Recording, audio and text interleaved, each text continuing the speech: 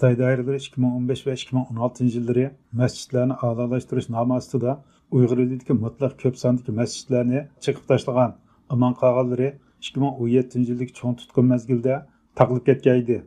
Ilgirki aniqlashtirimizda yana ma'lum bo'lishicha, Xitoy taraf 2020 yilga kelganda xalqaro jamoat fikrining besim bilan har bir noyada bir qancha masjidni ko'rgazmalik uchun ochgan bo'lsa-mu, bu masjidlarga doiralar tayinlagan imom va namozxonlardan boshqa odatdagi fuqarolar qadam bosishga jur'at qilolmagan. Biz Uyg'ur elining bu yilgi Ramazon vaziyatini oydinlashtirish uchun rayondagi aloqador idora organlarga telefon qildik. Ha, qanday olingiz yaxshimi? Yaxshi. O'rningizdan nima bo'ldi?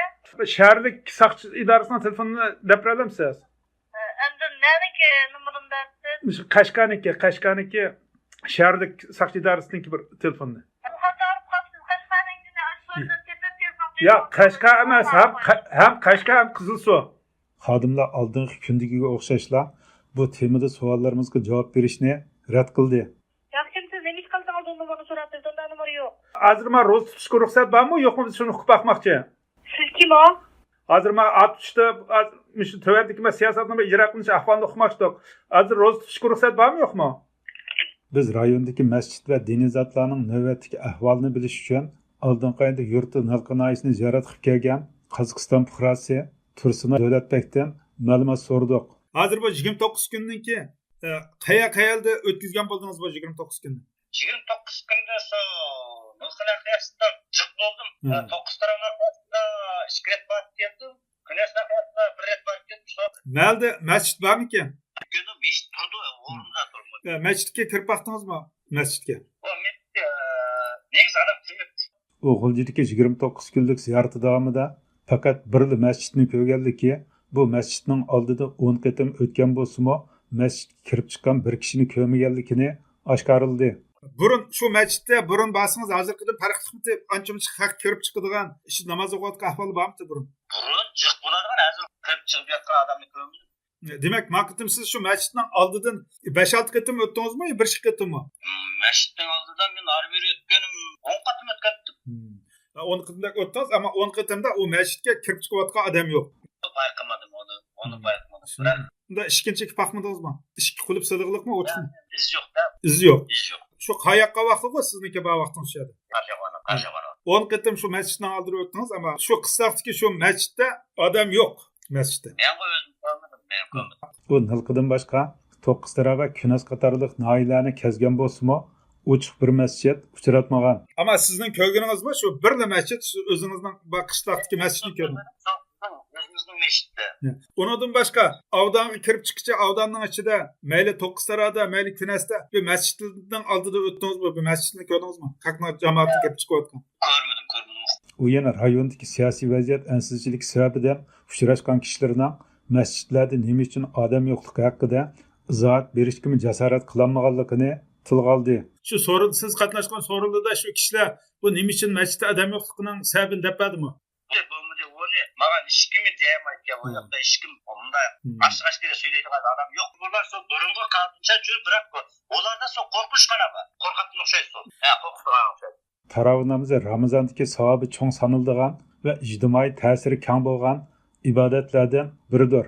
G'uljinoyisidan telefonimizni qabul qilgan bir aholi komissiyasi mudiri o'zining tarovining nima ekanligini bilib ketmaydiganligini izohlash bilan birlikda o'zi mas'ul kanitda birmi masjid yo'qligini, shunga bu kanitda tarovih namozi o'qilishdan so'z yetishning mumkinsizligini oshkorildi.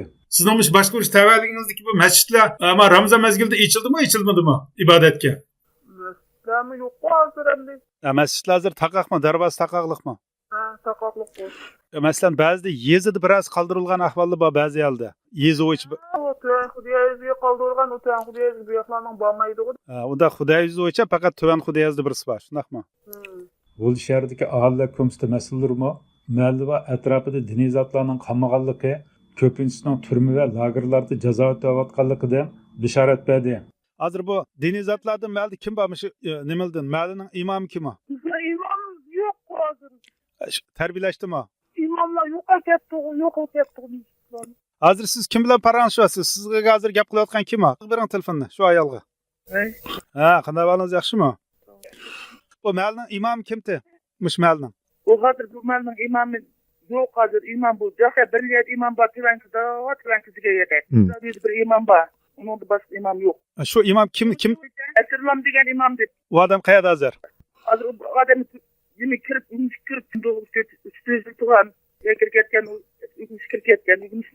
Qashqarning Yenişehir ve Konşehir nahiyesideki saqchi xodimlarimi o'z tabiatligida masjidlar sonining ozligi Ya bizden şu lavatada buranın şu 9 meşrulat az meşteydi o misal cevabından meşteşinden 10 meşrulat der.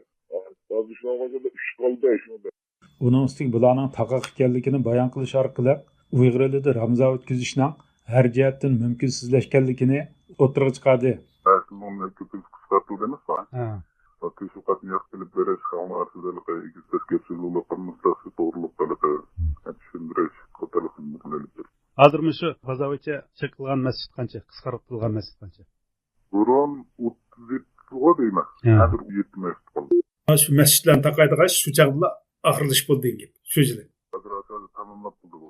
Hurmatli radio anglag'uchilar, yuqorida Xitoy doiralari xalqaro sahnalarda dunyodagi eng baxtli musulmonlar deb tashviq qilayotgan Uyg'ur jamiyatida Ramazon mezgildimi masjidlarning ko'pinchisining taqoqliq va diniy zotlarning qamoqda ekanligi haqida anglatish berdik.